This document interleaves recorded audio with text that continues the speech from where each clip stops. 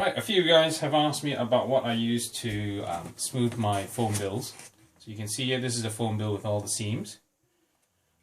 Pretty obvious. I've already done some initial filling there. The stuff that I use is decorator's caulk, which is an acrylic filler. It's not the silicone, it's the stuff that you can get in any hardware store. It comes in clear or white. I tend to like using white. A whole tube like that's about £1.50. And all you do is, if I can bloody unscrew this. Oh, there we go. So I just take it out in a finger, take a little peanut like that. You can see it there. And take it in your finger. And you literally look at the seams and you fill it over. So it's not a subtle procedure.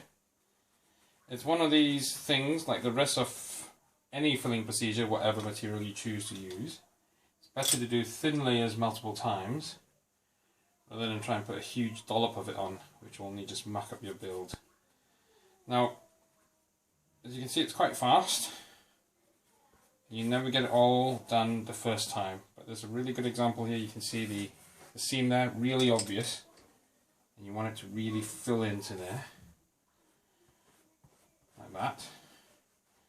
So I'll do it quickly. So when you first put it on, you can see the surface finish is quite uneven. What you do is you again wet it slightly, and you go over it with a finger, and it helps soften the caulk, and you fill it in. You start with very little dilution, and you continue doing this. I usually do it about 3, 4, 5 times. And usually closer to the end times, you dilute it more and more, so the caulk becomes more and more liquid. Now the more liquid you get, the better it is for being finger smooth.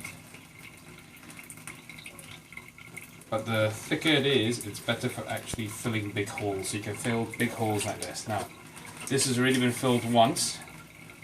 One of the problems I always get with the foam bills is that when you do curves, it sometimes gets a bit uneven, so I spend a lot of time and quite a lot of caulk to try and smoothen out all the divots. And like I said, it's not a subtle process. So you keep going in like that. So this is number 2 layer. Same idea. So you fill it in, take a bit of water, smooth it out, and that really is it. Repeat till you're happy. It does take some sanding at the end, not very much, but the whole smoothing process, if it's too uneven, just go through it with another layer and make it really diluted. And that's it, simple as that.